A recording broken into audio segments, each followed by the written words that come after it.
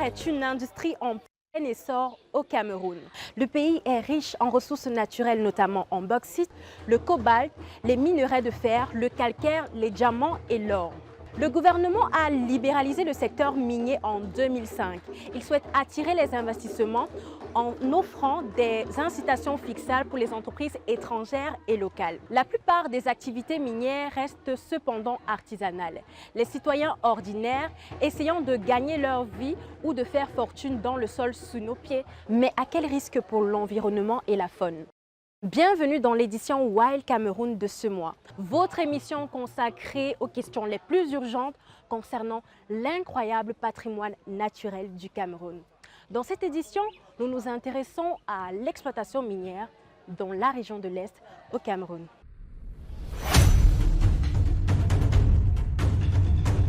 Le secteur minier hors pétrole contribue pour moins d'1% au produit intérieur brut du pays. Mais le gouvernement a de grands espoirs de le développer. Le Code minier camerounais de 2016 stipule que les entreprises doivent réaliser une étude d'impact environnemental et social avant de commencer toute activité minière. Il interdit également l'utilisation des produits chimiques toxiques tels que le cyanure ou le mercure et oblige les opérateurs à restaurer les sites une fois l'activité terminée. Mais les écologistes affirment que ces conditions sont largement bafouées. Commençons par un petit reportage réalisé par notre équipe aux côtés de l'association Forêt et Développement Rural ou FODER, une association qui œuvre pour la protection de l'environnement et la gestion durable des ressources naturelles au Cameroun et en Afrique. D'immenses puits abandonnés, des paysages défigurés, des rivières et cours d'eau endommagés et détournés, des forêts détruites et une biodiversité en déroute. Tel est le triste paysage des sites miniers au Cameroun et dans la région de l'Est en particulier. En effet, après seulement quelques années d'exploitation minière au Cameroun, le bilan environnemental laissé par les industries de l'or et des minéraux précieux est peu reluisant. Dans le village de Kambélé 3 et de Kété, deux localités minières situées dans le département de la KDI, les populations se souviennent. Ça, c'était un vieux village avant l'indépendance. Ici, là, c'était les grands champs. À la traversée, c'était une grande forêt. D'où on entendait les pieds, on tuait. En 2019, ici, il n'y avait rien. C'était la broussaille. Il y avait les champs ici. De l'autre côté également, il y avait les champs de manioc. Ils faisaient le macabo et tout. Dans ces deux villages, comme dans beaucoup d'autres localités minières, il est facile de contempler le chaos environnemental causé par l'exploitation. Il y a des dizaines de trous ici et là, tous aussi immenses, profonds que dangereux. La végétation qui égayait le paysage de son impressionnante verdure fait progressivement place à de vastes étendues de terre déformées et défigurées qui ne ressemblent plus à ce qu'elles étaient avant le début de l'exploitation minière. Si nous faisons une comparaison aujourd'hui du passé jusqu'à présent, avant, l'exploitation minière était artisanale. Ça n'avait pas d'impact sur l'environnement. Ça n'avait pas d'impact sur les cours d'eau. Ça n'avait pas d'impact en ce qui concerne les trous. Mais depuis 2019-2020, la semi-mécanisation est arrivée. Et maintenant, les gens qui exploitaient avec la main ont changé de méthode pour exploiter maintenant avec des engins. Aujourd'hui, les impacts, surtout en termes sur le plan environnemental, est catastrophique. Quant au cours d'eau, dans le temps utilisé par les villageois pour subvenir à leurs besoins quotidiens, il n'est plus que l'ombre de lui-même, détourné de son lit pour servir aux activités minières. Tout ce qu'on avait comme rivière, fleuve et tout le reste a été plutôt stocké pour la transformation des terres, pour l'extraction de la mine qui est l'or. Si vous allez par exemple au niveau du cours d'eau qu'on appelle ici la KDI, vous allez voir que là-bas même, les dégâts sont plus énormes. Les pachydermes, les hippopotames qui étaient même là, certains ont disparu à cause de l'exploitation minière semi-mécanisée. Interrogé sur la question des atteintes environnementales causées par l'exploitation minière dans les sites miniers de la région de l'Est du Cameroun, l'association Forêt et Développement Rural FODER, qui œuvre aux côtés des populations locales vivant à proximité des sites miniers au Cameroun, n'a pas manqué de s'exprimer sur le sujet. Nous sommes ici sur le site de Kambélé 3, dans un site d'exploitation minière semi-mécanisée qui certainement a été exploité il y a quelques années et nous pouvons constater autour de nous les dégâts qui ont été laissés par l'activité. Nous avons là un cours d'eau qui a été dévié. La couleur de l'eau, elle a totalement changé. Nous pouvons voir ces tranchées qui certainement ont été faites par l'activité, laissées par l'activité. Nous avons également là des lacs de boue qui ont été laissés par l'activité, la végétation qui est en train de mourir, les arbres qui ont été totalement décapés. Nous pouvons également constater la disparition complète de la faune. Là où nous sommes, vous ne pouvez absolument trouver aucun animal, que ce soit un rat, que ce soit du petit gibier ou même du gros gibier, il n'y en a plus. Ce sont des dégâts que nous pouvons remarquer quasiment dans tous les sites miniers après exploitation.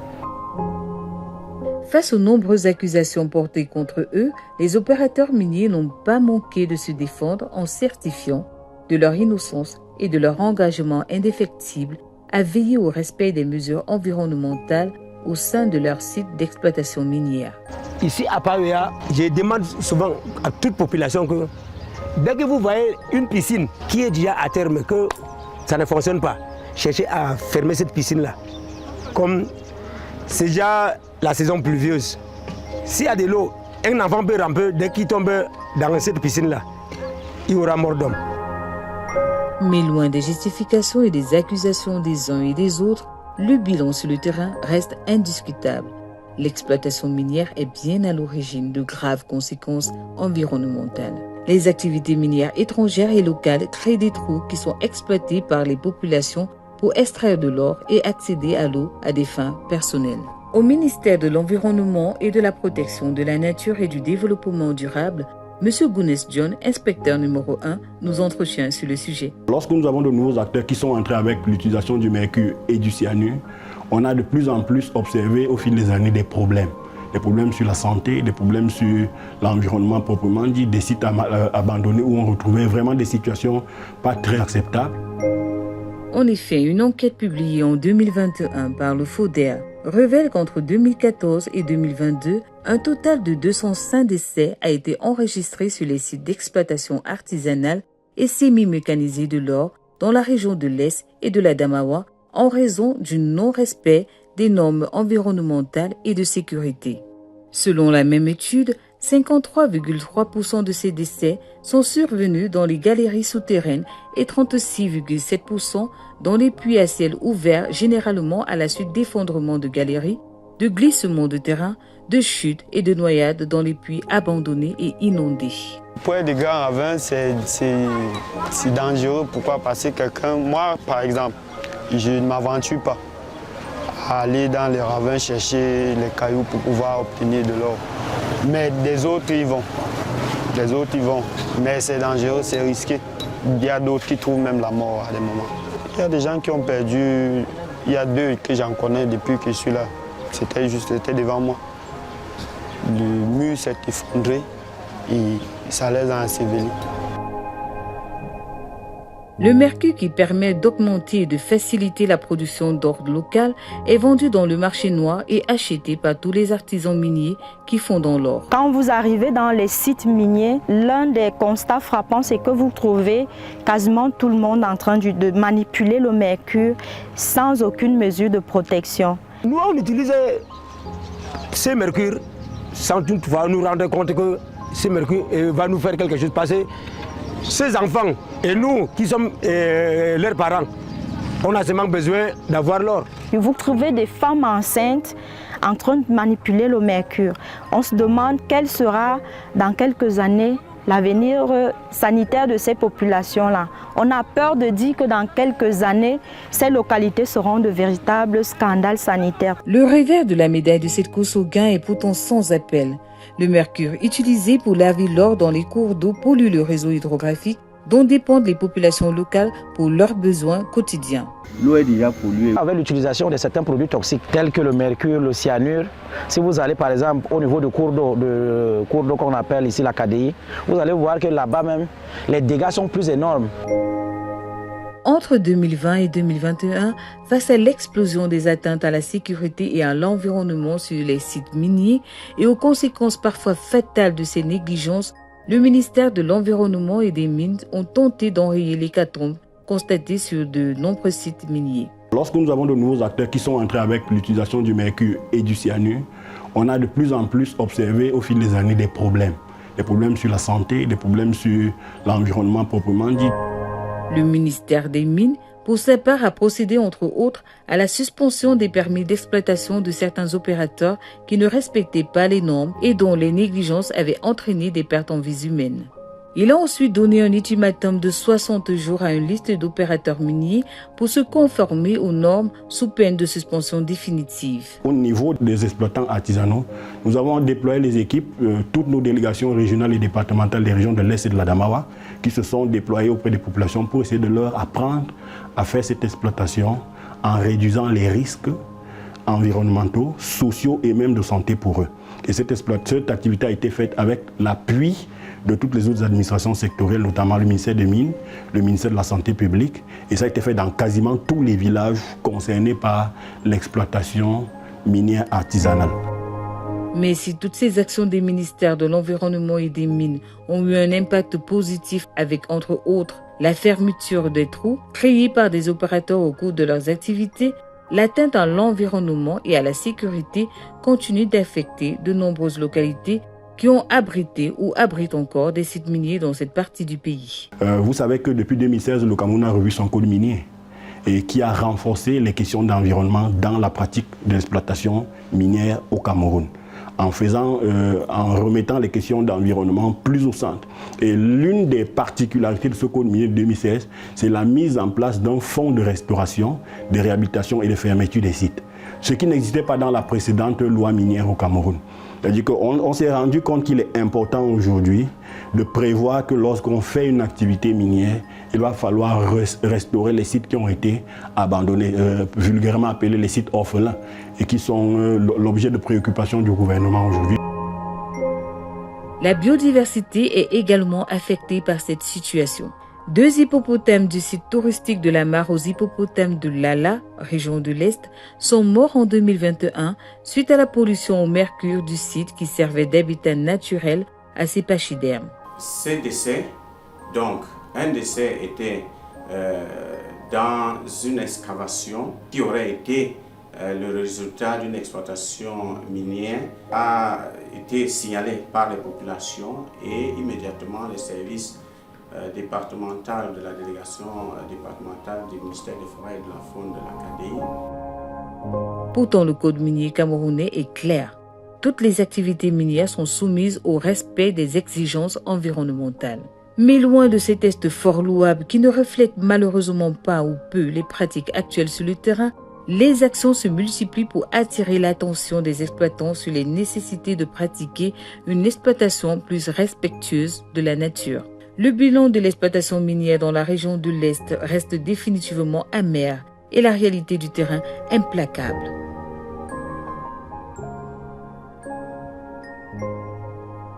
Présentons ensuite nos invités pour l'émission de ce mois. Nous avons le docteur Eric Vundi.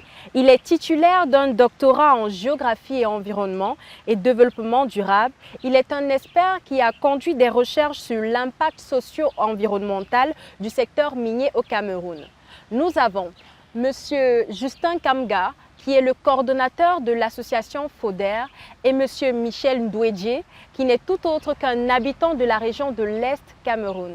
Docteur Vundi, pouvez-vous commencer par nous dire quelles sont vos impressions quant à ce reportage diffusé qui s'est réalisé justement en plein cœur des sites miniers dans la région de l'Est Cameroun? J'ai envie de dire tout simplement qu'on retrouve là le visage de l'écocide. Peut-être le mot est fort. Je parle d'écocide pour mettre l'accent sur l'intensité et la durabilité des dommages créés à l'environnement, dans la mesure où on se rend bien compte que l'exploitation minière participe d'une reconfiguration totale des territoires là où elle est pratiquée. Et là, le reportage est fort édifiant à propos, parce qu'il montre très clairement les dommages sur les cours d'eau, les dommages sur les sols, les dommages sur les écosystèmes forestiers et même sur les communautés environnantes.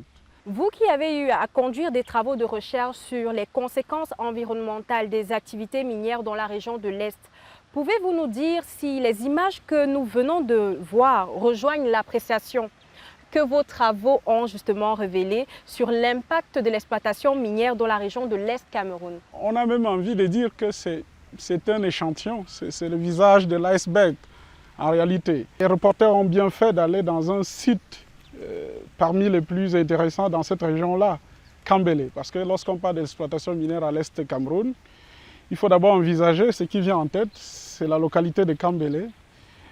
Avant, c'était un peu Betaroya, lorsqu'on a lancé l'opération sauvetage de l'or en 2007. Donc actuellement, lorsque vous avez les images qui viennent de Kambélé, vous avez à peu près le visage exact de la situation sur le terrain en ce qui concerne les reconfigurations socio-environnementales liées à l'exploitation minière dans cette région-là. S'agissant donc principalement des aspects environnementaux et fauniques, pouvez-vous nous dire les impacts de l'activité minière sur l'environnement et sur la biodiversité dans la région de l'Est? On va essayer de faire simple, parce qu'en réalité, si on se met à énumérer la très longue liste des impacts de l'exploitation minière sur l'environnement, floristique, faunistique et tout ce qui concerne la biodiversité, on pourrait passer une journée ici. Déjà, il faut commencer par caractériser cette exploitation minière. C'est une exploitation essentiellement artisanale, semi-mécanisée, dans le cas de Kambélé. Bien sûr qu'on a des sites qu'on a pu identifier qui font dans la petite mine. Donc, par ce statut-là, c'est une exploitation qui se passe essentiellement et qui est alluvionnaire, c'est-à-dire dans les plaines alluviales des cours d'eau, notamment à Kambélé, parce que si vous êtes à Kambélé, vous voyez bien que l'exploitation suit le tracé d'un cours d'eau. Donc forcément, comme premier impact au niveau environnemental, on a cette destruction, quasiment cet effacement des écosystèmes sensibles qu'on appelle les ripisylves, c'est-à-dire ces forêts-là qui se développent tout autour des cours d'eau et qui jouent un rôle très important dans la stabilité de ces cours d'eau-là. Il faut envisager également que la présence d'un cours d'eau interagit, ou bien les populations qui sont là interagissent avec ce cours d'eau en termes de prélèvement des ressources hydriques pour consommer, prélèvement des ressources halieutiques également pour l'alimentation. Donc il y a déjà, au premier abord, relativement même à la caractéristique de l'exploitation minière, la destruction des habitats et des écosystèmes sensibles comme les ripisylves. Forcément, au niveau de la biodiversité, on pourrait également passer toute une journée là. Mais on va retenir simplement que l'exploitation minière induit une onde de déforestation. Ça, c'est un fait. Tout le monde peut le voir lorsque vous arrivez dans un site minier. Parce que pour accéder aux minerais dans le sol, il faut bien détruire ce qui est en surface.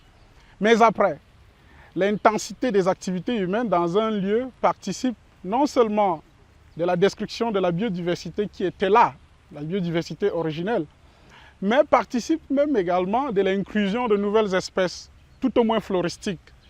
Donc vous avez dans des sites miniers, lorsqu'ils sont abandonnés, vous voyez le développement de nouvelles espèces qui n'étaient pas là avant. Il va sans dire que cette reconfiguration des écosystèmes floristiques va induire des conséquences terribles en termes de l'interaction entre les communautés qui vivaient là avant, ou bien qui vivent toujours là, et le prélèvement des ressources au niveau de ces écosystèmes-là pendant un bon bout de temps. Donc, et pour la faune, on a nécessairement, quand on parle des ripisylves, on parle des cours d'eau, c'est des habitats de la faune. Donc la destruction de l'habitat d'une faune participe non seulement peut-être de la mort de cette faune-là, si on additionne les questions liées à la pollution, mais aussi à la fuite des espèces qui iront naturellement se réfugier là où elles se sentent le plus en sécurité. Voilà un peu le décor, si on peut faire simple en termes d'impact environnementaux au niveau floristique, faunistique et de la biodiversité relativement à l'exploitation minière. Au regard du tableau que vous venez de dresser, pensez-vous qu'il y a lieu de s'inquiéter quant à l'avenir de la biodiversité et surtout de l'environnement présent dans et autour des sites miniers dans la région de l'Est? Si oui, pourquoi? On ne peut pas faire autre chose que s'inquiéter. Déjà, au vu de la situation actuelle, ce qui existe actuellement. Mais si vous prenez les statistiques et vous comparez à d'autres pays, on a envie de vous dire que le Cameroun n'a même pas encore commencé l'exploitation minière.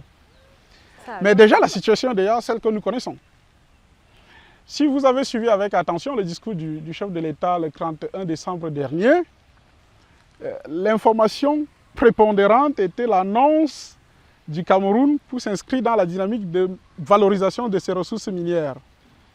Vous voyez, on a annoncé le projet de fer de Kribi.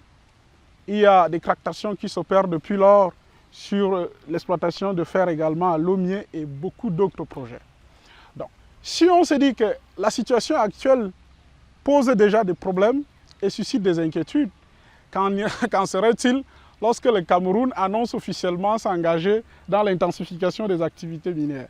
Donc j'ai envie de dire, il y a lieu de s'inquiéter et cette inquiétude participe un peu d'une exigence qui est celle de revoir à peu près globalement tout ce qui se passe dans le secteur minier au Cameroun. Il faut réinterroger le secteur minier pour l'inscrire, et ça c'est des engagements du Cameroun, dans le sillage du développement durable. Ce n'est pas impossible, ça se fait déjà ailleurs. On voit comment dans certains pays qui sont des grands pays miniers, comment l'exploitation a commencé à intégrer les exigences, j'ai même envie de dire l'injonction du développement durable. Donc, il y a matière à s'inquiéter là-dessus, madame. Nous allons nous tourner à présent du côté de M. Justin Kamga, qui est le responsable de l'association FODER. Ce film contenait des images choquantes. Toutefois, nous savons que le FODER n'est pas seulement présent pour les sites miniers de la région de l'Est.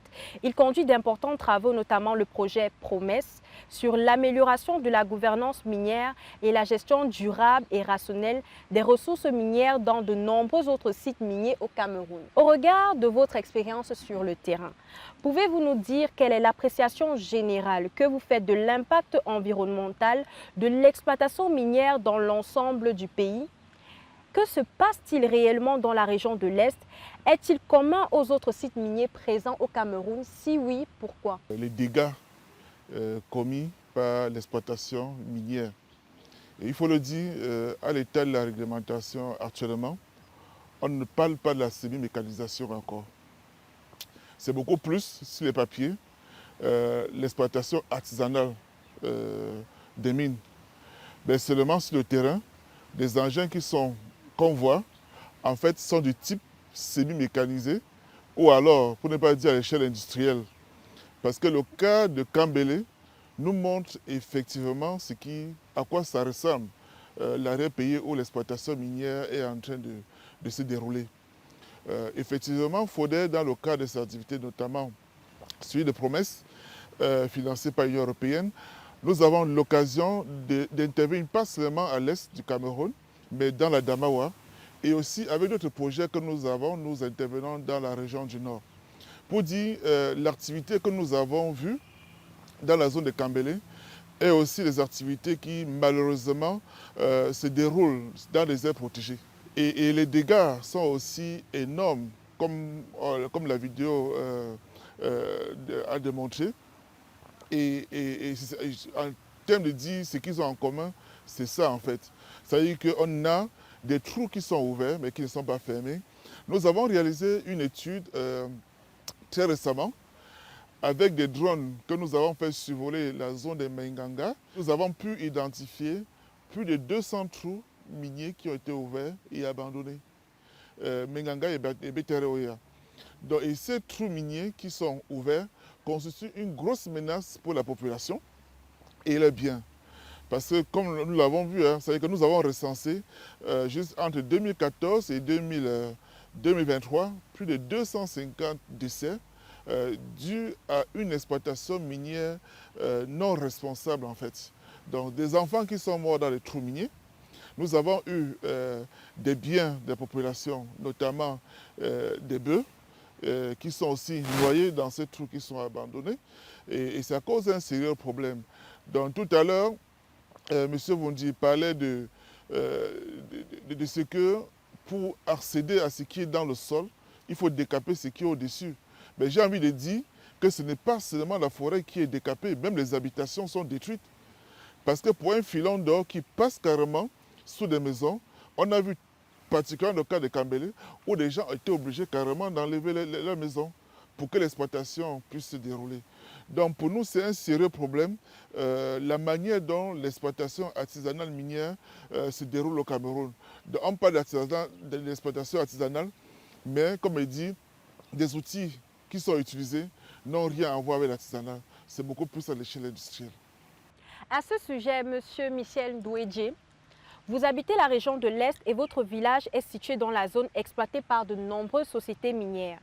Pouvez-vous nous dire comment se passe le quotidien dans votre village? Je vais parler de mon village, mais je voulais un peu demander votre permission d'un peu généraliser.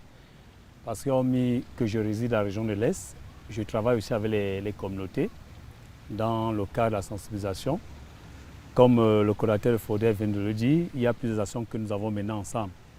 Disons, la vie quotidienne dans la région de l'Est, en matière des activités extractives, a changé carrément l'environnement. Il faut quand même dire, avant l'avènement de l'exploitation minière à l'échelle que nous connaissons aujourd'hui, les communautés locales dont je fais partie vivaient déjà avec ces ressources. Nous le faisons d'une manière artisanale, on n'allait pas en profondeur, il n'y avait pas de dégâts, parce que même les cours d'eau étaient respectés. Mais avec l'événement de la présence des engins, c'est venu changer complètement l'environnement et ça aussi a mené les communautés à suivre le mouvement de ces engins qui sont implantés dans les zones extractives. Par exemple, quand vous regardez, avant Kambele, il y avait Colomine, on allait laver les gravats, ce que nous appelons là-bas l'ongéré, c'est-à-dire après avoir exploité les gravats qui restent, les communautés vont relaver pour pouvoir trouver un peu des bouchettes d'or pour pouvoir s'occuper des enfants. Mais les gens n'ont pas mesuré qu'en faisant ça, il y avait des risques. C'est après qu'on a commencé à constater que ça engouttait non seulement les enfants, les populations, les femmes, les adultes, les animaux. Et l'exploitation, comme le disait Justin Le Faudet, quand ces exploitants exploitent, ils ne tiennent pas compte qu'il y a par exemple des plantations ou une rivière qui sert aux communautés, on détruit tout simplement.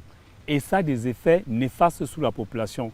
On connaît les phénomènes des gales, des maladies de ventre, et avec beaucoup de destruction. Je voulais ajouter à ça dans la liste qu'aujourd'hui, quand vous arrivez dans la zone, les rivières qui servaient aux communautés à faire la lessive, à chercher le poisson, on ne peut plus le faire parce que les rivières sont barricadées et après l'exploitation, on n'ouvre pas et ça reste comme ça. On a parlé, j'ai regardé dans la vidéo des trous béants. Oui, il existe bien des trous béants. Ça, c'est ce que vous avez vu. Vous n'avez pas peut-être identifié ceux qui sont là recouverts avec d'autres types d'herbes qu'on appelle bokassa. Donc, si vous vous hasardez, allez vous balader, vous allez vous retrouver dans cette tombe. Parce que quand vous tombez là, il faut le dire, dans ces trous béants, on ne peut pas vous récupérer. Vous tombez, on vous abandonne, on fait votre deuil parce que c'est votre tombe. Ça devient un peu comme du sable mouvant, une masse d'eau dont on ne peut pas nager et on ne peut pas aller vous récupérer. C'est un peu comme ça que les gens vivent dans ma région où on exploite de l'or. Quel est votre sentiment lorsque vous voyez le petit reportage qui a été réalisé par l'équipe de Wild Cameroun dans certains sites miniers de la région de l'Est? Le reportage qui a été présenté n'a pas menti. Elle est présente. Et j'ai dit, si nous ne faisons pas attention, ça va être plus que ça. Parce qu'il y a déjà trop de dégâts. Malgré les sensibilisations qui sont faites par des organisations qui travaillent sur le terrain, rien n'est respecté. Présentement, nous parlons, c'est la même situation qui se déroule du côté de mon village natal, du côté de Mounou, Mambélé, le village de ma mère, autour du parc national Le Béké, qui devient déjà encore plus grave avec la destruction autour du parc qui nous servent à voir nos gibiers et à mener nos activités de subsistance. Nous allons poursuivre avec Dr Vundi. Pouvez-vous nous dire comment en sommes-nous arrivés là et quelles sont les raisons qui ont contribué à ce que la situation devienne aussi mauvaise? Alors, je ne sais pas si c'est vraiment à moi qu'il fallait poser cette question-là, comment en sommes-nous arrivés là, mais je vais quand même essayer de dire quelque chose. Dans la mesure où c'est un secteur dans lequel je travaille depuis presque 10 ans. Comment en sommes-nous arrivés là? Il y a nécessairement des responsables. J'ai même envie de dire qu'il y a une chaîne de responsabilités, nécessairement. Et il y a au Cameroun, vous êtes sans ignorer qu'il y a tout un ministère consacré à ces questions-là au Cameroun et qui s'occupe au quotidien, toute une administration qui s'occupe au quotidien du secteur de l'exploitation minière. Mais si on remonte un peu pour essayer de trouver les raisons de cette situation, on va se rendre compte qu'il y a eu un déclic au milieu des années 2000. Hein. C'est-à-dire le premier code minier est publié en 2001, les décrets d'application apparaissent là en 2002, et ça conduit quasiment autour de 2004-2005 à la libéralisation du secteur. Voilà, il faut bien retenir ce terme-là. La libéralisation du secteur au milieu des années 2005 a conduit à quelque chose que les gens, monsieur tout le monde n'a pas vu. C'est que pendant la même période, au Ghana, il y a eu un durcissement de la législation minière, et dans la plupart des pays, même d'Afrique de l'Ouest. Les juniors asiatiques et toutes ces petites compagnies qui opéraient de ce côté-là étaient un peu déboussolées. Et pum, au Cameroun, on libéralisait le secteur. Vous voyez? Donc on a assisté dans les années 2005, à partir de 2005, à une ruée inqualifiable de petits opérateurs qui venaient de ce côté-là, du côté du Ghana. Et bien sûr, ce n'était pas que eux, il y avait d'autres qui quittaient d'autres horizons et qui sont arrivés au Cameroun. Malheureusement, on n'a pas pris la précaution au Cameroun qu'on n'avait pas une expérience dans l'ingénierie minière. Hein, on s'est lancé comme ça, sans avoir la précaution d'aller doucement. Parce que cela s'est additionné à quelque chose qu'on ne cessera de dénoncer. C'est que si vous regardez le cadre réglementaire, le titre minier n'est pas donné à un Chinois, n'est pas donné à un Coréen. C'est des personnes de droit camerounais. Alors, on est arrivé dans cette situation-là face à la demande des petits opérateurs qui sont venus un peu de partout, à quelque chose qui s'est structuré à partir de cette date-là. C'est-à-dire des Camerounais acquièrent la légalité plus ou moins extractive, c'est-à-dire d'aucuns acquièrent là une autorisation d'exploitation artisanale, parce qu'il faut bien dire que l'exploitation minière artisanale est sous le régime de l'autorisation. Ils acquièrent une autorisation d'exploitation artisanale qui leur confère la légalité d'extraire ou bien d'exploiter.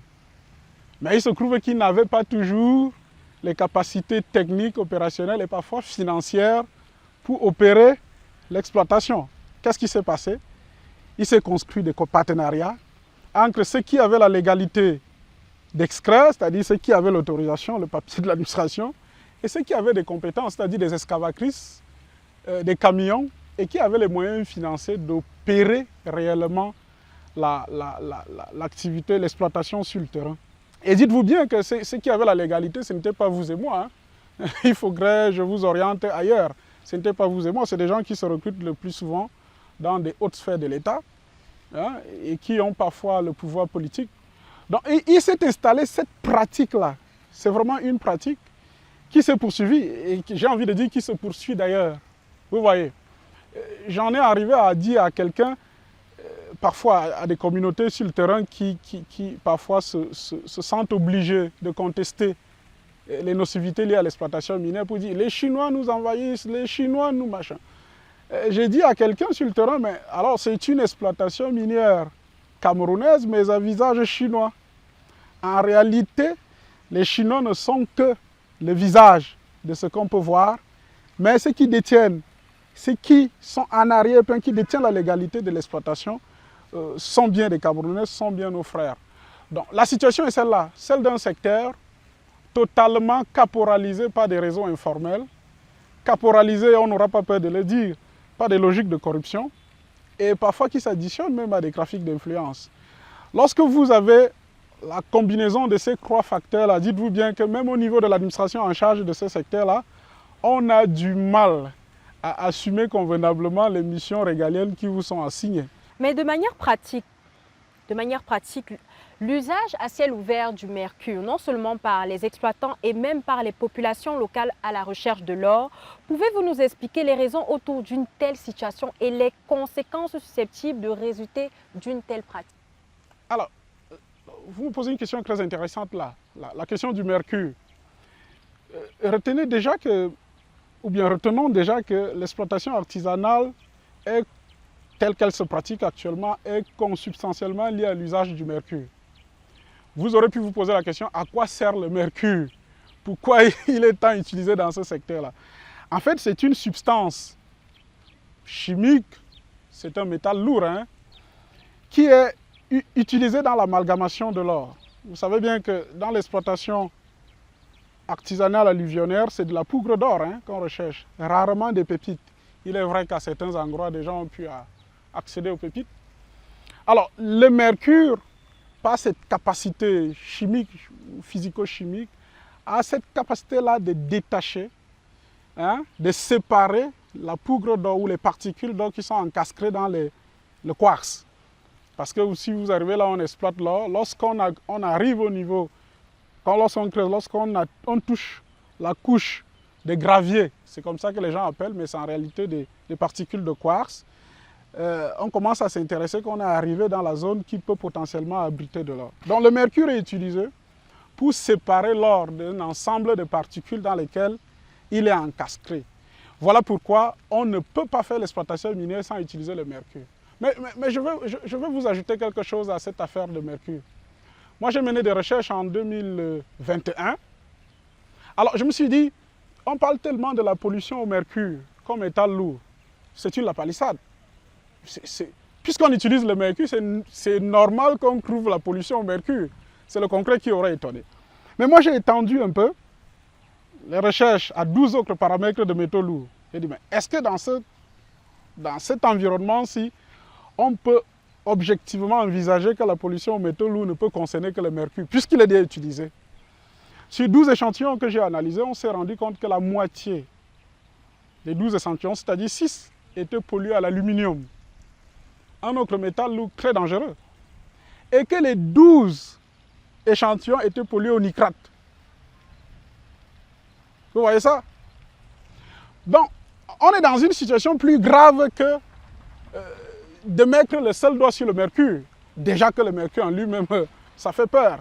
Mais il y a d'autres métaux lourds là qui activent une onde de pollution tout au long du tracé des activités minières, mais sur lesquelles on ne s'est jamais intéressé.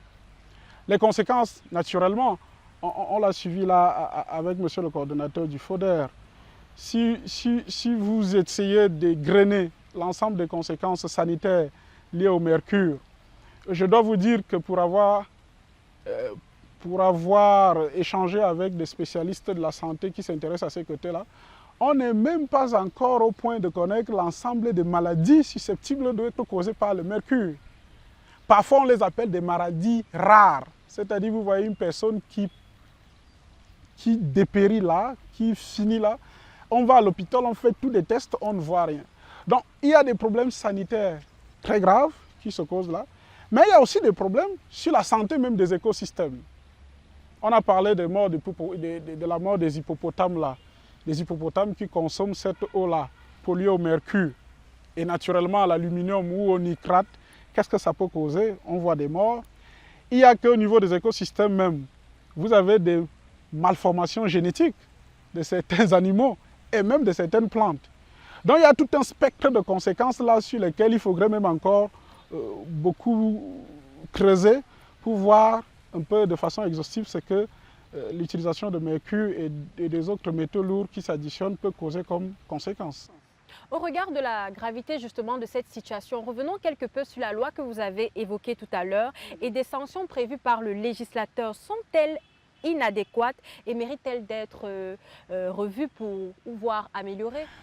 Alors, je vais commencer par me réserver de qualifier si les dispositions de la loi sont inadéquates. Ce que je vais dire, mais il faudrait déjà commencer par appliquer la loi telle qu'elle existe. Parce que la question de fond est celle-là. Est-ce que la loi, en l'état actuel, est appliquée? Je dois vous dire que pour quelqu'un qui s'intéresse au secteur minier, je connais à peu près la loi minière de la première lettre à la dernière. Et si vous comparez aux législations d'autres pays, j'ai envie de vous décevoir pour dire que dans les textes, le Cameroun a à peu près une très bonne loi. Il y a nécessairement des choses à améliorer, ça c'est sûr. Et il n'y a jamais d'œuvre humaine parfaite. Mais vraiment dans sa structuration, dans l'idéologie qui a présidé à la structuration de cette loi-là, à l'élaboration de cette loi, c'est l'une des meilleures lois qu'on ait pu voir. Je dois vous dire que la RDC a revu sa loi récemment, il n'y a pas longtemps. Et des experts camerounais ont été associés dans l'amélioration de cette loi-là et bien d'autres. Mais j'ai envie de dire, au-delà de commencer à dire que la loi ou bien ses dispositions sont inadéquates, commençons déjà par les appliquer pour voir justement si elles sont inadéquates. Parce qu'on ne peut pas présager de quelque chose qui est inadéquat quand elle n'est même pas déjà appliquée. Parlons justement des conséquences, des exigences environnementales que vous avez brièvement soulevées. J'aimerais poser la question à M. Justin Kamga sur les conséquences auxquelles s'exposent les opérateurs qui ne respectent pas les exigences environnementales requises dans le cadre de la conduite de l'exploitation minière. Si vous permettez un peu, j'aimerais bien rebondir sur deux choses. La première, c'est par rapport aux lois que le Cameroun a adoptées. Monsieur Vounzi l'a bien dit, nous avons de très bonnes lois, notamment le dernier code minier de 2016. Mais le gros problème que nous avons aujourd'hui, c'est qu'en l'absence de décret d'application, il est compliqué en fait de l'appliquer. Puisque le décret d'application vient expliquer la manière dont cette loi doit être mise en œuvre. Et je crois que c'est en fait là le gros problème que nous avons aujourd'hui au Cameroun en matière de gestion du secteur minier. Ça fait 2016, nous sommes déjà à 9 ans, 7 ans déjà, et que ça traîne. Donc pour nous, l'idéal c'est que ces codes miniers puissent sortir pour donner l'occasion véritablement à ceux en charge du secteur minier de pouvoir passer à une autre phase. La deuxième chose sur laquelle je vais intervenir, c'est par rapport à l'usage du mercure. C'est vrai, quand on présente les conséquences, on a l'impression que l'être humain voit ça de loin. Mais alors, ils ne se rendent pas compte en fait de ce qu'aujourd'hui le mercure qui est déversé dans les eaux peut facilement se retrouver dans les plats qui sont en train de consommer. Donc en réalité, ça entre dans la chaîne alimentaire à travers des poissons, des produits halieutiques.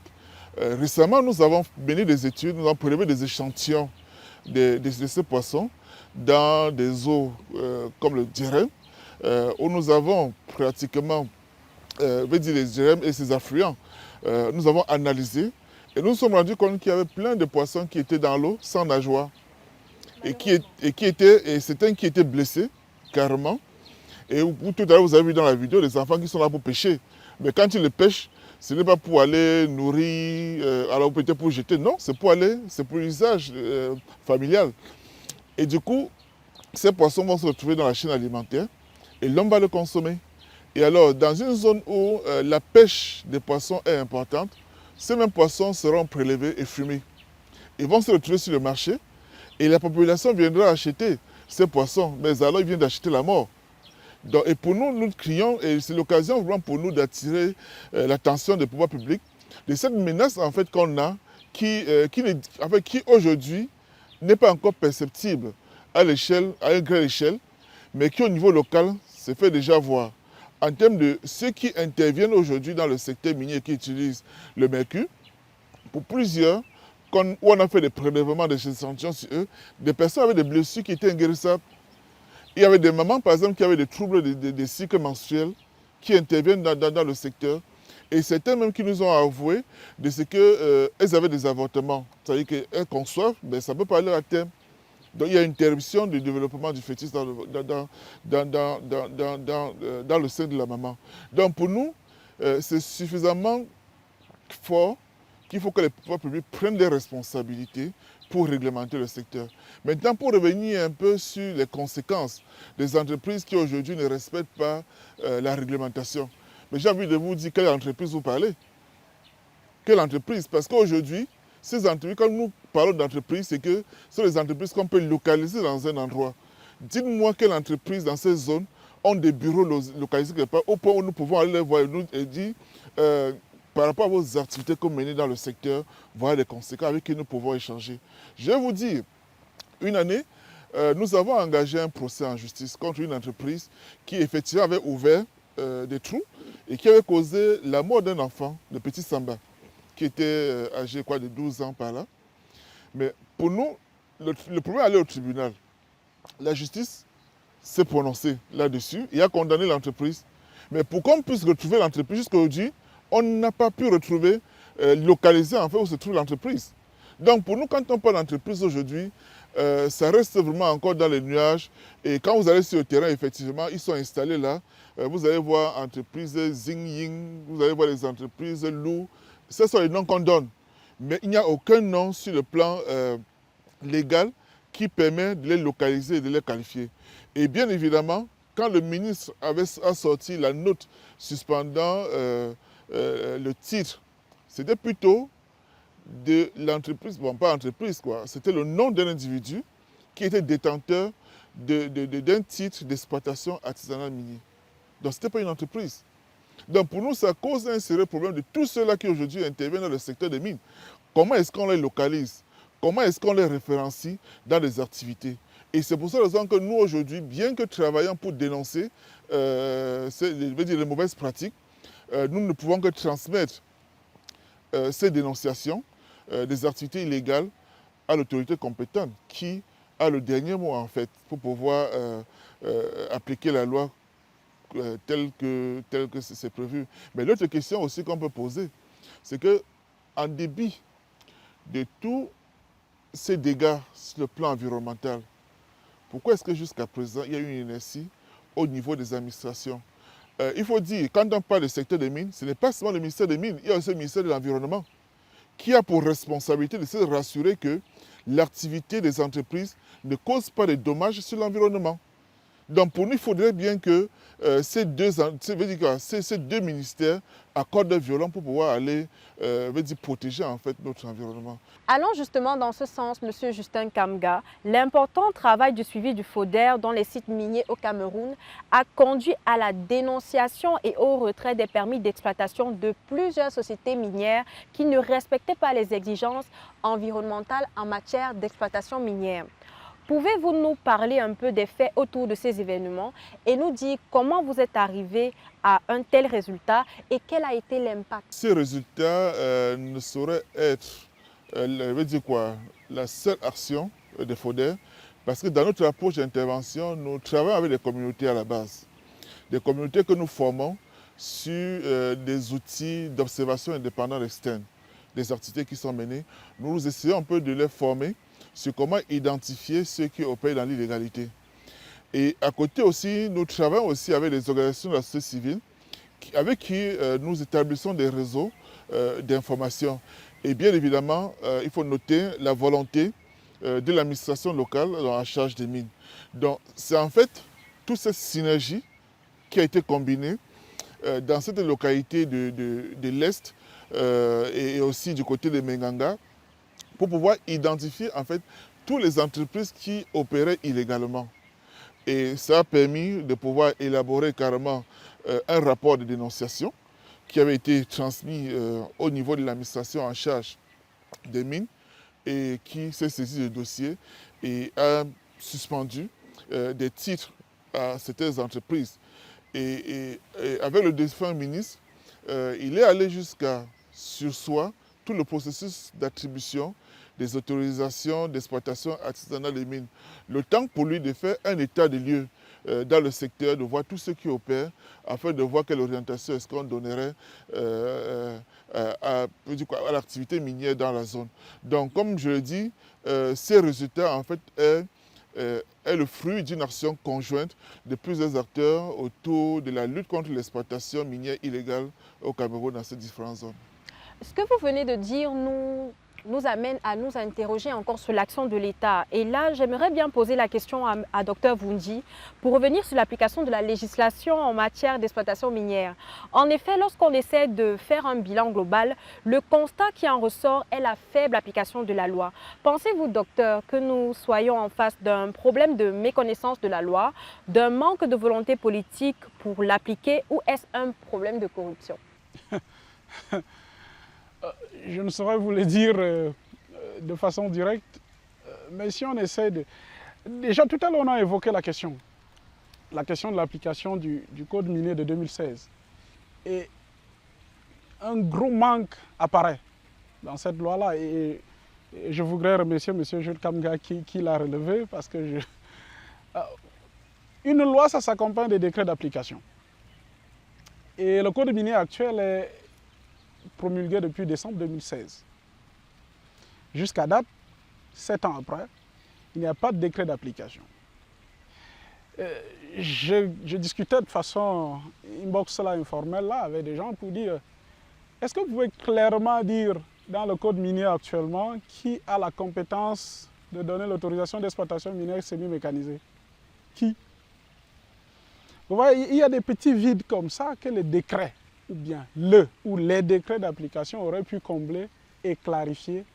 Vous voyez, la loi est globale, mais les décrets viennent préciser un ensemble de choses, d'opérations qui gravitent autour de cette loi-là. Mais pourquoi ce n'est pas appliqué ou bien c'est mal appliqué? Ça, c'est des questions de corruption. Forcément, je ne saurais vous dire quelle est la raison, mais on se rend malheureusement compte que les décrets ne sont pas là et que les activités minières continuent à s'opérer dans une sorte de flou artistique. Est-ce que c'est un flou voulu? Je ne sais pas. Est-ce que c'est un flou conscrit? Je ne sais pas. Toujours est-il que le bilan qu'on peut en faire actuellement, c'est qu'il faudrait que les choses changent. Vous voyez, dans un pays qui annonce au monde entier son entrée dans l'industrie minière, on ne peut pas se contenter d'un cadre réglementaire qui est encore insuffisant.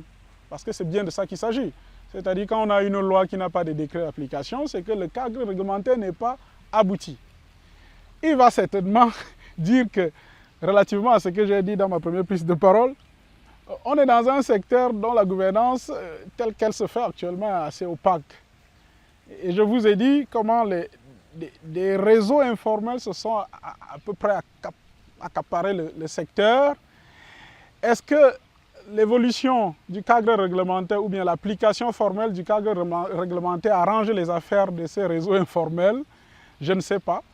Toujours est-il qu'on est dans une situation où, je ne veux pas qualifier, peut-être dans un cul-de-sac, où il faudrait que les acteurs, tout l'ensemble des acteurs associés à ce secteur-là puissent se concerter. Pourquoi ne pas aller à ce qui a déjà été fait et que M. Jules Kangba a évoqué là, de surseoir un peu à tout ce qui se passe actuellement pour essayer un peu de faire une sorte d'audit du secteur minier pour voir qu'est-ce qui bloque, qu'est-ce qui ne marche pas, comment est-ce qu'on doit réorienter les choses. Je pense que, objectivement, à la veille d'entrer dans des grands chantiers miniers à Kribi et ailleurs, il y a un impératif à ce qu'on s'asseye un peu, un temps soit peu, pour essayer de questionner ce qui ne marche pas dans le secteur minier. Parlant de l'application de la loi, Monsieur Vundi parle de flou artistique pour emprunter ces mots. Alors, Monsieur Kamga, êtes-vous du même avis que lui? Je partage entièrement son avis. Il faut le dire, c'est-à-dire que ce flou qu'on a autour de ce code minier fait que le Cameroun soit perdant. Peut-être que nous parlons des conséquences sur le plan environnemental, mais on ne parle pas du volet économique. En 2016, l'État du Cameroun, notamment le ministère en charge des mines, a révélé que moins de 10% de l'exploitation artisanale minière était canalisée dans le circuit formel. Moins de 10%. Donc ça veut dire plus de 90% de l'exploitation de l'or dans le secteur était canalisée dans l'informel. Et vous comprenez que c'est une grosse perte pour le Cameroun. Le CAPAM, qui est une structure à l'époque qui était en charge de faire le suivi et de la collecte de l'or auprès des entreprises qui exploitent dans la zone, avait mené également une étude presque vers la même période et révélait carrément que dans la zone de Bétare, Oya et peut-être de Colomine, l'État perdait chaque mois 700 millions de francs CFA. 700 millions, pas 700 000. 700 millions de francs CFA. Alors, vous-même, je vous laisse le soin de faire des calculs. Donc, s'il fallait vraiment organiser le secteur, on serait avec une contribution du secteur minier au PIB national à plus de... Parce qu'actuellement, c'est moins de 1%. Donc, on serait trouvé avec une contribution assez costaude dans le PIB national. Donc pour nous, quand nous parlons de cette loi, en fait, c'est que c'est un cri, la lettre que nous lançons à l'endroit des pouvoirs publics, à pouvoir mettre sur pied en fait ces décrets d'application afin de permettre que le Cameroun puisse tirer grand profit de l'exploitation minière. Parce que lorsque le chef d'État annonce, en fait, c'est la voie la plus autorisée pour donner des orientations. Et maintenant, les sectoriels, les ministères concernés doivent s'organiser. Mais comment est-ce qu'elles doivent s'organiser s'il n'y a pas des outils les permettant de mieux organiser le secteur? Donc, d'où la nécessité pour nous de véritablement sortir ces décrets d'application qui, depuis plus de 7 ans, restent dans les chaumières. Donc, nous voulons aussi également, effectivement, pour aller dans le même sens, dire que, effectivement, à l'absence de ces décrets d'application, bien évidemment, on a assez questionné pourquoi ça coince. Et bien évidemment, d'émettre aussi des hypothèses. Est-ce que ceux qui profitent aujourd'hui de l'exploitation artisanale ne seraient pas derrière pour empêcher que ce décret d'application sorte? Parce qu'en le faisant, ça met effectivement à nu, ou alors ça stopperait les activités illégales, ou alors ça mettrait aussi un thème au profit que ces derniers tirent de cette exploitation anarchique dans notre pays au détriment de la population, quoi. Peut-être à ce niveau, M. Kamga, devrions-nous faire des propositions? Ainsi, selon vous, comment pouvez-vous contribuer à une meilleure connaissance et une meilleure application de la loi pour les exploitants miniers présents au Cameroun? Alors, il faut dire à l'état actuel, c'est un peu compliqué. Je vais vous expliquer pourquoi. La plupart des entreprises qui sont sur le terrain sont des Asiatiques qui opèrent. Bien que les documents qu'ils détiennent portent des noms de Camerounais, en fait.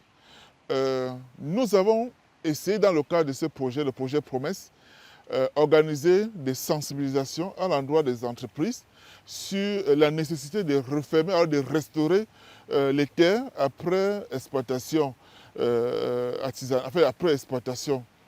Alors, ces Asiatiques, il faut le dire, qui sont pour la plupart des Chinois, sont très fermés.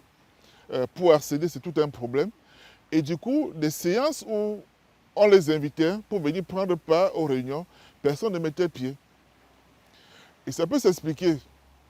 Aussi simplement, ils ne sont pas là pour nos beaux yeux, en fait. Ils sont là pour le business. Pour eux, c'est d'exploiter et de partir. Donc ne venez pas leur dire, mener les activités de façon respectueuse de l'environnement, de façon à ce que la population soit moins impactée. Non, non, ce n'est pas leur problème. Ils sont là pour le peu de temps qu'ils sont, c'est d'exploiter aussi rapidement et de partir. Et leur comportement sur le terrain le démontre à suffisance. Donc peut-être pour nous, si vous permettez, ce serait effectivement d'engager les actions de sensibilisation. Ça, c'est la moindre des choses. Bon, maintenant, à l'état actuel, il faudrait bien que l'État puisse passer à une phase de répression. Vraiment, là, il faut passer à une phase de répression pour d'abord fermer toutes ces entreprises qui sont là et qui exploitent illégalement, parce que tous n'ont pas une autorisation d'exploitation de la semi-mécanisation. Et là, je précise bien. Et cette information que je vous donne, je les détiens des hauts responsables en fait, en charge des mines de ce pays. Donc, tous ceux qui opèrent là, opèrent en toute clandestinité. En attendant la phase de réflexion s'agissant des dégâts environnementaux qui sont présents et qui résultent de l'exploitation minière dans la région de l'Est, Dr Vundi, pouvez-vous nous dire si ceux-ci ont un impact sur la vie quotidienne des populations locales? Si oui, comment? Mais nécessairement, madame. Vous voyez, l'exploitation minière telle qu'elle se passe s'apparente à des gens qui apparaissent un matin et qui font une inclusion brutale dans votre milieu de vie, dans votre cadre de vie. Naturellement que ça crée des impacts parfois qu'on peut difficilement mesurer pour les communautés. Si on prend la chaîne d'impact, vous allez vous rendre compte, on évoquait tout à l'heure la question de la dégradation des cours d'eau qui sont des éléments indispensables à la vie quotidienne des populations. Elles y prélèvent de l'eau pour la consommation directe, elles y prélèvent de l'eau pour plusieurs usages. Et puis, la question de l'accaparement des terres.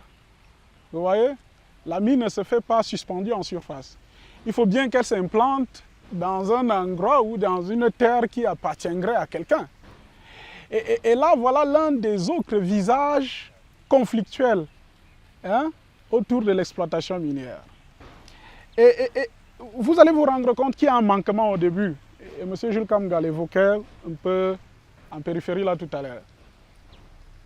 On peut difficilement aller vers la restauration ou vers la satisfaction des attentes des populations si au départ, on n'a pas respecté la règle. La règle voudrait que, avant l'exploitation minière, qu'on fasse tout au moins une évaluation environnementale et sociale sommaire pour recenser l'ensemble des risques et des dangers susceptibles d'être entraînés par l'activité qui va être implémentée.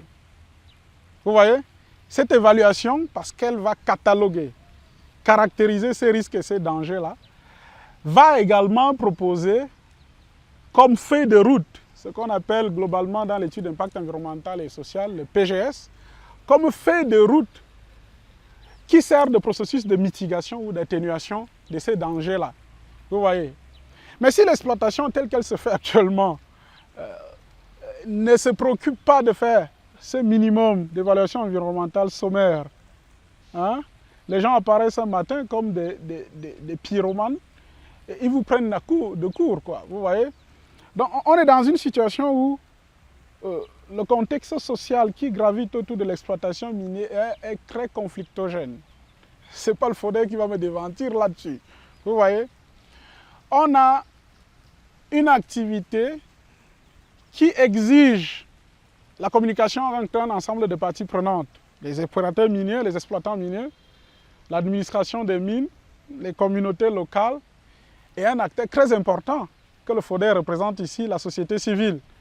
Alors, je dois dire au passage qu'il faudrait vraiment féliciter ce que la société civile camerounaise a fait depuis ces 10-15 années, hein, pour amener les communautés à être au fait de leurs droits, pour amener les communautés à savoir contester les abus, pour amener les communautés à être un acteur de veille autour de l'exploitation minière. Donc, naturellement, le travail n'est pas achevé. Des manquements existent encore et M. Jules le relevait tout à l'heure. On est dans un contexte où on n'a pas recensé les dangers liés à l'exploitation minière et les risques liés à l'exploitation minière. Forcément, ces dangers-là, lorsque ces morts-là arrivent, ça arrive comme des choses, ça arrive comme des phénomènes dont on n'a pas prévu. Et la montée d'adrénaline qui accompagne ces situations-là fait que régulièrement à l'Est Cameroun, on entend qu'il y a eu des conflits, il y a eu des bagarres à Ndokayo, à Mali, à Betaroya, à Kambele et tout ça. Donc on est dans un environnement social très tendu, simplement par le fait que l'exploitation minière ne respecte pas pour le moment les règles minimales relatives, par exemple, à l'évaluation environnementale et sociale, hein, qui donnerait de mieux organiser la communication, l'interaction entre les opérateurs miniers, l'administration et les communautés locales. On est dans une situation où on a 3-4 parties prenantes, mais les communautés voient, elles ne sont pas dupes, elles voient rapidement la proximité qu'il y a entre l'administration des mines et des opérateurs miniers. Et au sens de dire qu'elles se sentent toujours ou régulièrement flouées par ces deux entités-là qui ont, dans le rapport de force, qui l'emportent sur elles. Nécessairement, qu'est-ce qui s'ensuit? C'est des contestations, c'est des conflits, c'est des récriminations et on peut bien comprendre ces populations-là. On ne peut pas être dans un territoire ou dans un lieu où on vous dit que le sous-sol est riche et que l'exploitation de sous-sol-là s'additionne maladroitement ou bien malheureusement du visage de la précarité. Parce que malheureusement, c'est le visage de la précarité dans le sillage de l'exploitation minière. C'est une précarité apparente, je ne sais pas. C'est une précarité qui voudrait cacher ce qui est en arrière-plan, peut-être. Mais toujours est-il que ce qu'on voit autour de l'exploitation minière, c'est un contexte social qui conjugue la pauvreté et la précarité des populations. Face à tout ce qui a été décrit, M. Douedje, pouvez-vous nous parler de la dévastation de l'environnement par les activités minières dans votre village et de son impact sur la vie quotidienne des populations de la région? Ok, merci. Je vais commencer par la dernière. La dernière, c'est qu'il y a un impact considérable, un impact très négatif sur les populations. Le docteur vous parlait des conséquences sociales. Je veux dire, vous voyez, une population qui doit survivre est obligée de chercher l'argent, aller acheter au couscous ailleurs, acheter du riz ailleurs, chercher à nourrir ailleurs. Wow.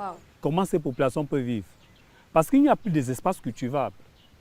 Avant, il y avait du manioc, il y avait du macabo, mais ça devient difficile avec le sol qui a été bouleversé, dont on n'a pas remis le sol en état. Parce que le coordinateur de FODER disait, simplement pour éviter qu'il y ait des morts, qu'on referme au moins. Fermer ne veut pas dire qu'on remet le sol en état. Parce qu'en État, il faut restaurer intégralement et aller chercher la terre arabe, venir recouvrir pour nous permettre de commencer à recultiver et à planter comme nous on faisait avant. Donc voilà autant de conséquences. La dégradation, ça donne la réponse que quand une population ne peut plus avoir de l'eau potable, parce que l'eau que les populations consomment actuellement dans les sites miniers, ce n'est plus une eau potable. Parce que vous voyez, on a cité les multiples produits chimiques qui sont utilisés. Ça circule dans les rivières, dont en amont les populations consomment. Cela va avec. On a pris vous prenez un peu le cas, si vous descendez sur le terrain, rien que le fleuve KDI, donc, qui nous servait à trouver du poisson aujourd'hui. On trouve les poissons blessés. Les populations imaginaient que c'était Mami Wata qui venait blesser du poisson. Non, alors que ce sont des produits qui sont déversés dans ces coups d'eau, qui blessent du poisson. Et je vais vous dire, les poissons se sont délocalisés de la KDI pour aller se réfugier dans la Sanga et dans la Ngoko, dont les coups d'eau qui se croisent, qui sont confluents de la Sanga. Parce que la KDI croise la Bumba pour former la Sanga. Et tous les poissons de la KDI ont déménagé à KDI pour aller se réfugier dans la Bumba et dans la Sanga. Parce que les poissons ont même constaté que l'eau n'est plus potable. Et si les poissons constatent, les populations eux-mêmes font comment? Je vous ai cité les cas des maladies au début de mon intervention. On a des problèmes aujourd'hui, les maladies de la peau, les maladies de la ventre. Et les morts qui sont déjà, les décès sont réguliers. Les populations n'ont pas les moyens d'aller dans les grands laboratoires pour vérifier qu'est-ce qui tue nos populations. C'est l'exploitation minière. Tout ce que la population demande tout simplement, c'est de vivre, mieux vivre. Mieux vivre. Si l'exploitation minière pouvait apporter des devises dans les communautés, ça ne devait pas déranger. Mais au contraire, il se vit une extrême pauvreté dans toutes les zones d'exploitation minière dans la région de l'Est. C'est la conséquence de cette activité. Donc les populations demandent au gouvernement de recommencer à jouer son rôle parce qu'on a l'impression que l'État a abandonné sa responsabilité et laissé des individus manipuler nos ressources pour leurs intérêts. Parce que quand au cours des interventions, moi j'ai pu déceler que même au niveau local, l'administration locale n'est pas souvent impliquée même dans la chaîne de décision d'attribution de ce permis de recherche, de permis d'exploitation artisanale. C'est quand il y a des conflits entre nous et les exploitants que l'autorité locale est informée qu'il y a un individu qui est sur le terrain en train de creuser. Oui, c'est ça le problème. Donc, pour améliorer la gouvernance, il faudrait que ça soit une décision participative, inclusive, qu'on implique tous les parties prenantes, y compris même les communautés. Parce qu'en amont, on ne met pas en œuvre le clip. On ne vient pas demander l'avis des communautés. Qu'est-ce que vous faites dans ces sites? Il y a même les sites sacrés qui sont complètement détruits. Donc, les communautés n'ont plus rien dans ces milieux. Pour les petits espaces qui restent, nous souhaitons qu'avant la grande mine dont nous souffle tout le temps, la grande mine qui doit venir, il faudrait que l'État mette en œuvre ce processus du clip, la notice d'impact environnemental, et qu'on élabore les plans simples de gestion ou les plans d'aménagement où on va décrire clairement le rôle des communautés et qu'est-ce que les communautés vont gagner et le rôle de l'État et le rôle même de l'entreprise qui vient travailler ses obligations et ses devoirs vis-à-vis des communautés. Face aux faits que vous présentez actuellement, que faites-vous dans votre village pour surmonter ces difficultés liées aux conséquences environnementales de l'exploitation minière?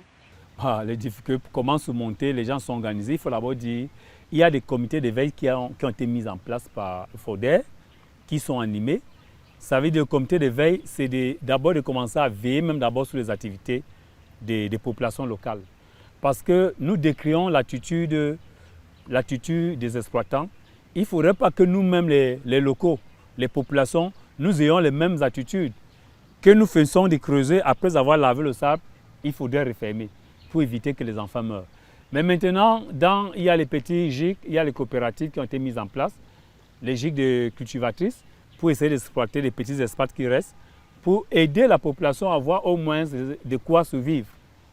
Donc voilà un peu ce qui est fait d'une manière concrète. Docteur Vundi et M. Kamga, à votre avis, quelles solutions aujourd'hui face aux dérives environnementales recensées dans les sites d'exploitation miniers de la région de l'Est du Cameroun? Notre posture en tant qu'acteur de la société civile, nous ne sommes pas contre l'exploitation minière.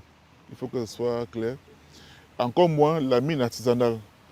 Nous avons vu des pays comme le Ghana qui a développé des mécanismes qui permettent à ce que les communautés, à travers la mine artisanale, se développent et développent leur localité. Non loin de la RDC, notamment au Nord Kivu, on a carrément des populations qui sont organisées en coopérative. Et on a vu, je me rappelle plutôt le nom de ce village, où à travers la mine artisanale, ils ont changé le paysage en fait, de la localité. On a une coopérative qui a carrément tout un bureau qui est comparable au bâtiment par exemple d'un ministère ici au Cameroun. Donc pour dire en fait, c'est que la mine reste pour nous un bon levier sur lequel le Cameroun devait actionner pour accroître son développement.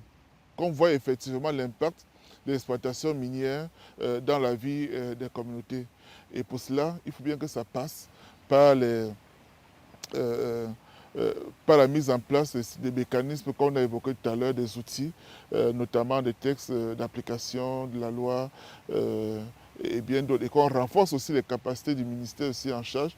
Parce qu'on a beau dire, on peut aussi avoir des textes, si l'administration elle-même n'est pas suffisamment outillée et essaie de déployer sur le terrain, l'exploitation minière va échapper carrément à son contrôle. Et c'est ce que nous remarquons en fait. Aujourd'hui, le ministère a cette volonté, et je le dis parce que nous échangeons régulièrement avec les responsables, ils ont vraiment cette volonté de faire changer les choses. Mais malheureusement, n'ont pas tous les outils qu'il leur faut pour effectivement se déployer. Docteur Vundi, êtes-vous du même avis ou vous aimeriez ajouter quelque chose? Naturellement, globalement, je partage l'entièreté des solutions proposées par M. Jules Kamga.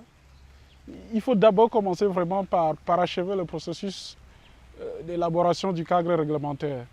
On ne peut pas avancer si le cadre réglementaire reste encore insuffisant, comme c'est le cas actuellement avec l'absence de ce décret d'application.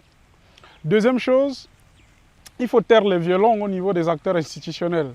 J'ai envie de dire, on n'a pas suffisamment relevé cet aspect-là.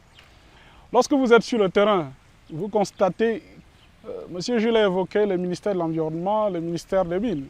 Mais à l'intérieur du ministère des Mines même, ce n'est pas toujours la bonne entente entre la nouvelle Sonamine et le ministère lui-même. J'ai été témoin de situations sur le terrain que je ne voudrais pas évoquer ici. Lorsqu'on entreprend un processus d'amélioration d'un secteur comme celui de la mine, il vaudrait mieux que les acteurs institutionnels en charge de ce secteur-là puissent regarder vers le même côté, puissent partager les mêmes objectifs.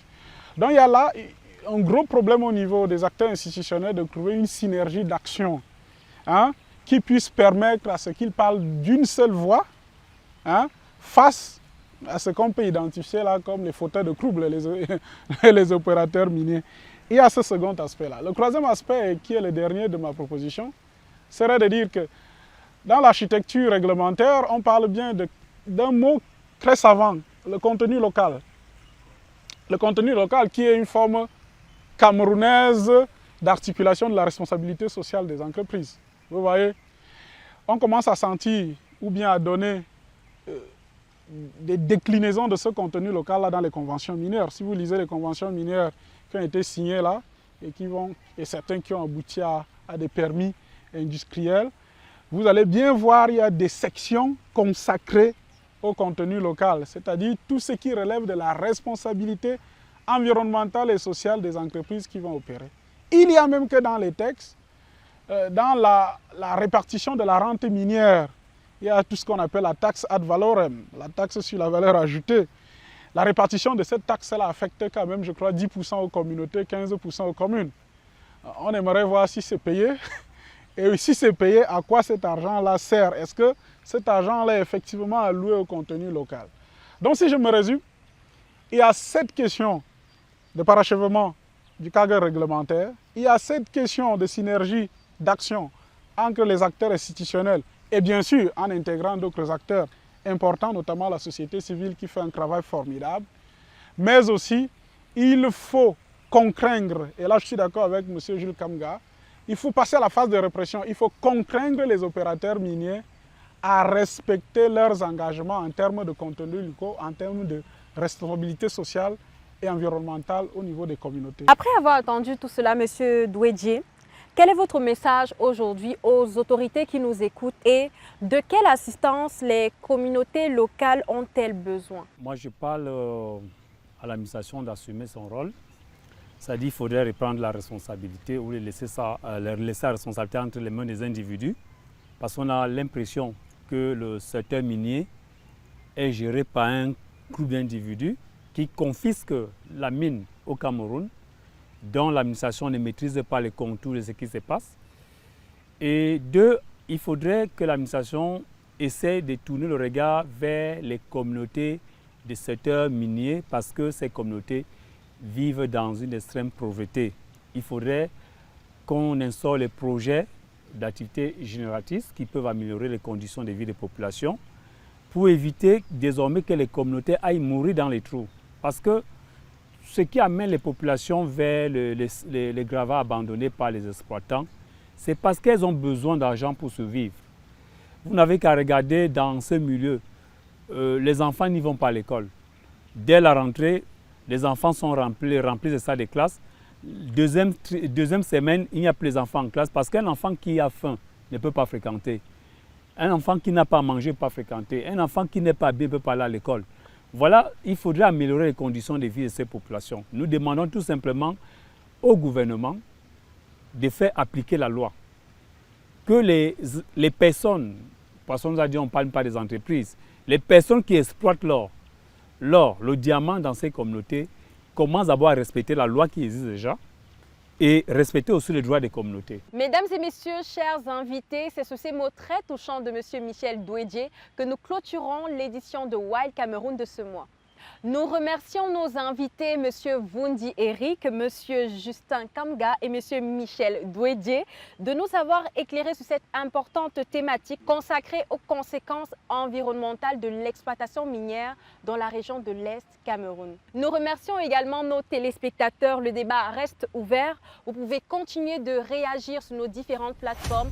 En attendant, n'oubliez pas de protéger nos forêts et la faune qui y vit.